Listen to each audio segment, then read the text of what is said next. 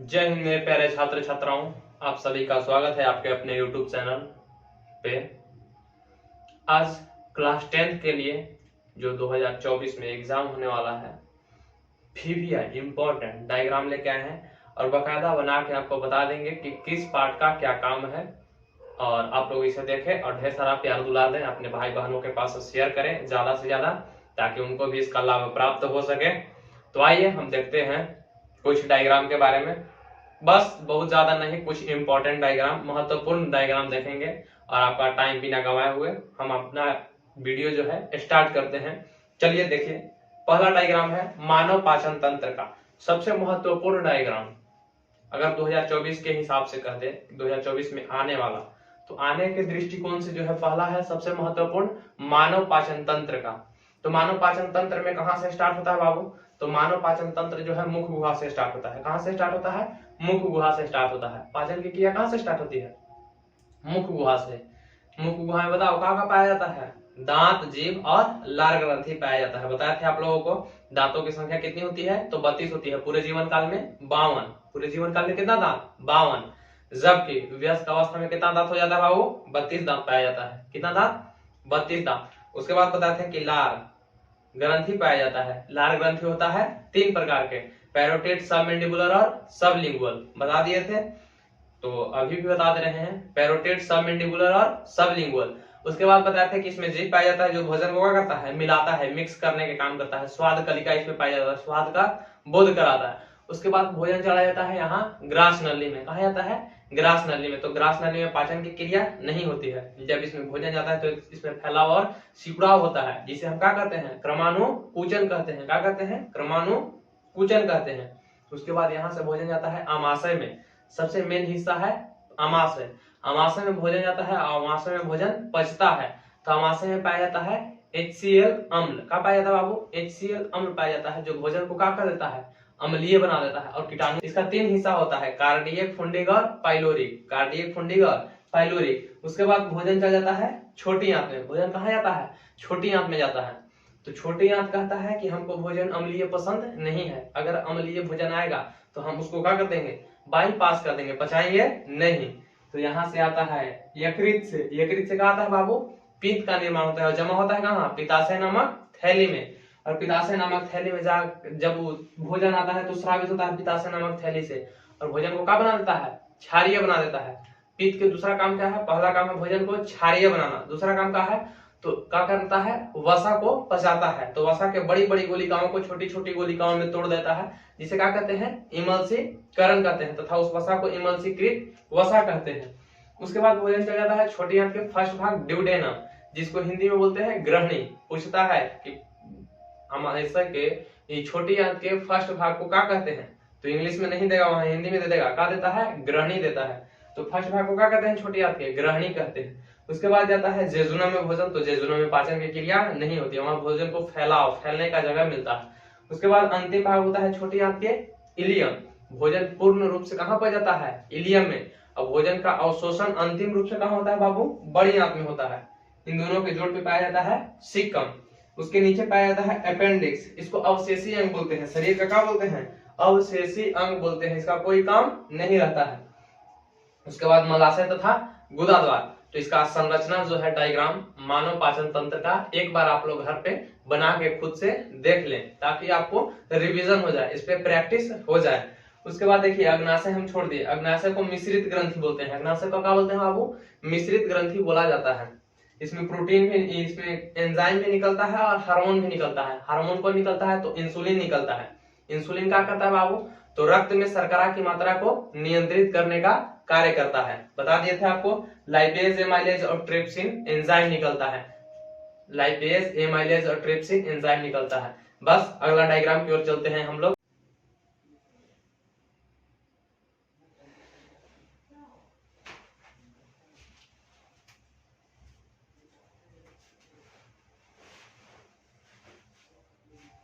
आइए हम दूसरे डायग्राम की ओर आ गए हैं। दूसरा डायग्राम है आपका दिल का, हार्ट का।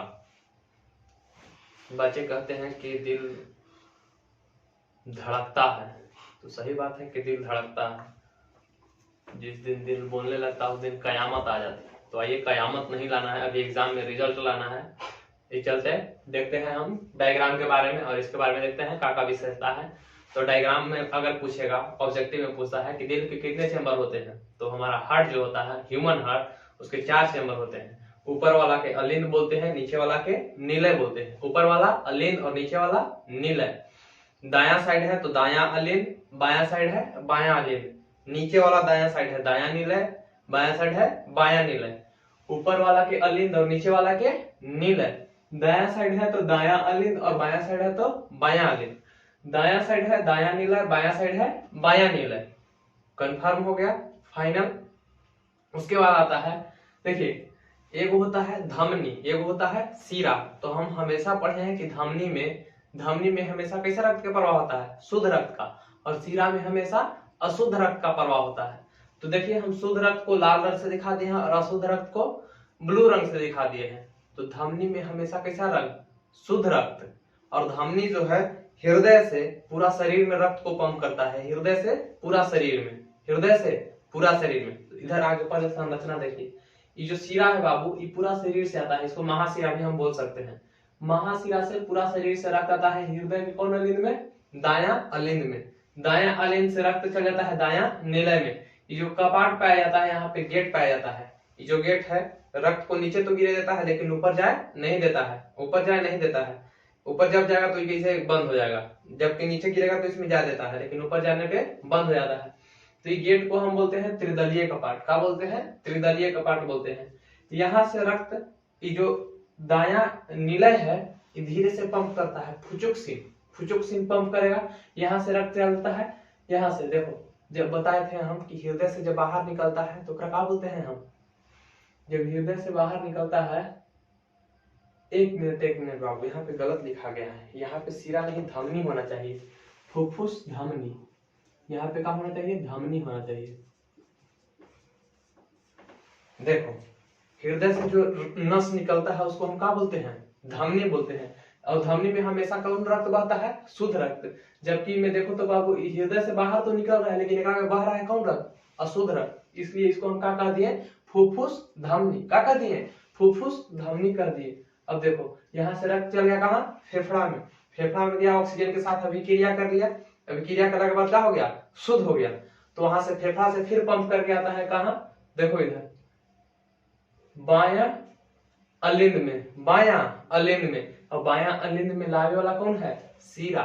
बताओ, जो हृदय में प्रवेश करता है नस, उसको हम क्या बोलते हैं, सीरा बोलते हैं। और सीरा में हमेशा कैसा रक्त, अशुद्ध रक्त, लेकिन एकरा में बह रहा है कैसा रक्त बाबू, शुद्ध रक्त। तो ये चलते हम क्या बोल दिए, फुफ्फुस सीरा। क्या बोल दिए, फुफ्फुस सीरा। कॉन्सेप्ट समझने की कोशिश कीजिए, इसको क्या बोल दिए, फुफ्फुस सीरा। तो फुफ्फुस सीरा में कैसा रक्त बह रहा है, शुद्ध रक्त। इसमें भी एगो गेट पाया जाता है, कपाट पाया जाता है, जो रक्त को नीचे तो आवे देता है लेकिन ऊपर जाने नहीं देता है। ये 120 की स्पीड से पंप करेगा, मारेगा हुमच के एकदम। अब बताइए हुमच के जब भी मारेगा तो ये तो फाड़ एकदम पार कर जाएगा, लेकिन ऐसा ही गेट यहाँ पे पाया जाता है जो इसको पार नहीं होने देता है, इसको पार नहीं होने देता है, रोक देता है, यहीं पे बंद हो जाता है गेट। इसको क्या बोलते हैं, तो इसको बोलते हैं द्विदलीय कपाट। क्या बोलते हैं बाबू, द्विदलीय कपाट बोलते हैं।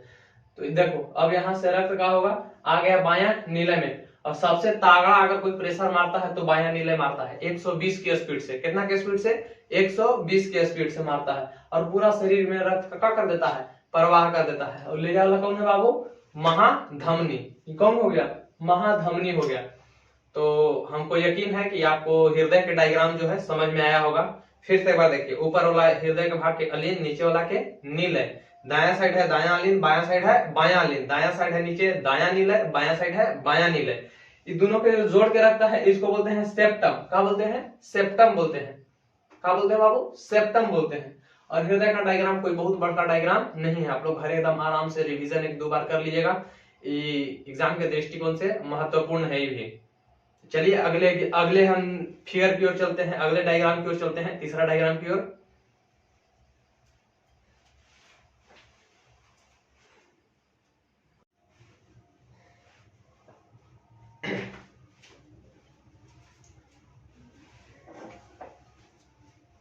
आइए हम लोग तीसरे डायग्राम की ओर आ गए हैं और देखते हैं तीसरा डायग्राम।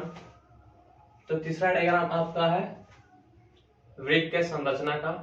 पेशाब कहाँ से कैसे कैसे जाता है, कहाँ पे जमा होता है, तो वृक्क की संरचना हम लोग देखते हैं। देखिए ये क्या है, हमारा वृक्क है जिसका वजन कितना होता है 140 ग्राम होता है। हमारे शरीर में कितना वृक्क होता है बाबू, 2 वृक्क होता है। कितना वृक्क होता है, 2 वृक्क होता है। वृक्क से निकलती है मूत्रवाहिनियां। क्या निकलती है बाबू, मूत्रवाहिनियां निकलती है।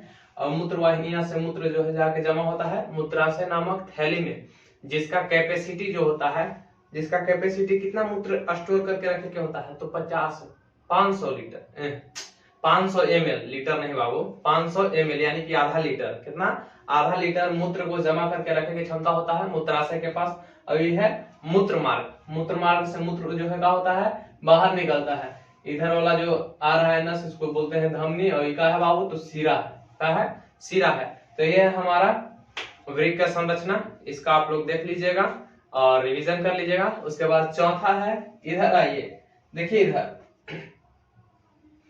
देखिए, इसको क्या बोलते हैं, तो अभिवाही धमनिका, और इसको बोलते हैं अपवाही धमनिका। इसको क्या बोलते हैं बाबू, अभिवाही धमनिका, और इसको बोलते हैं अपवाही धमनिका। इसके बाद इसको क्या बोलते हैं, ग्लोमेरुलस, ग्लोमेरुलस। उसके बाद ये जो संपुट चंद्राकार जो पाया जाता है, इसको बोलते हैं बोमेन संपुट। क्या बोलते हैं, बोमेन संपुट। बस इतना ही नाम याद रखना, बहुत ज्यादा याद रखने की जरूरी नहीं है। इसको बोलते हैं संग्राहक नलिका। इसको क्या बोलते हैं बाबू, मूत्र वाहिनी।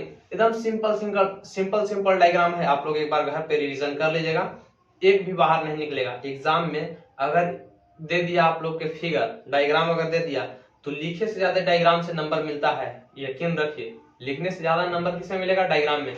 डायग्राम बना के अगर थोड़ा सा भी लिखिएगा, सही हो जाएगा, नंबर दे देगा एग्जामिनर।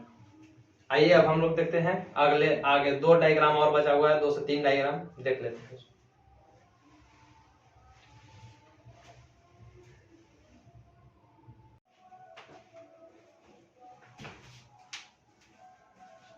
आइए अब हम लोग अगला डायग्राम देखते हैं, जो कि है पुष्प का संरचना। तो हम लोग पुष्प के संरचना के बारे में जान जाते हैं। तो पहला जो है, सबसे नीचे वाला जो पकड़े वाला भाग होता है, उसको क्या बोलते हैं बाबू, वृंत बोलते हैं। क्या बोलते हैं, वृंत या पकड़ंता बोलते हैं। उसके बाद होता है बाह्यदल, बाहरी जो कवच होता है, बाहरी जो हरा हरा पत्ता होता है, उसको बोलते हैं बाह्यदल पुंज। जब पुष्प कली अवस्था में रहता है तो सुरक्षा प्रदान करने के काम करता है। उसके बाद होता है बाबू उसके बाद होता है पुष्पासन। क्या होता है, पुष्पासन, जिसपे पूरा पुष्प विराजमान रहता है, बैठा हुआ रहता है, पुष्प का आसन रहता है। उसके बाद होता है दल पुंज। तो दलों के समूह क्या बोलते हैं, दल पुंज बोलते हैं, दल पुंज होता है। उसके बाद देखिए नर जननांग है, पूरा का है नर जननांग। परागकोश होता है, तंतु होता है, परागकोश और तंतु। परागकोश के अंदर रहता है परागकण। अभी जो आपको दिख रहा है ये वाला भाग, ये पूरा मादा जनन तंत्र है, जेकरा में आता है वर्तिका और अंडाशय। वर्तिका, वर्तिकाग्र और अंडाशय, अंडाशय, वर्तिका और वर्तिकाग्र। तो ये पुष्प के संरचना है। और 2 डायग्राम हम आप लोग को बनाने के लिए दे रहे हैं, आप लोग घर में प्रैक्टिस कीजिएगा। पहला डायग्राम है नर जनन तंत्र का, तथा दूसरा है मादा जनन तंत्र का, हालांकि दोनों डायग्राम जो है आपको ग्रुप में मिल जाएगा, पीडीएफ के रूप में। व्हाट्सएप ग्रुप में जुड़े होंगे तो मिल जाएगा वहां पे। नर जनन तंत्र और मादा जनन तंत्र के आपको घर पे बना के देखना है। जय हिंद, आज के लिए इतना ही।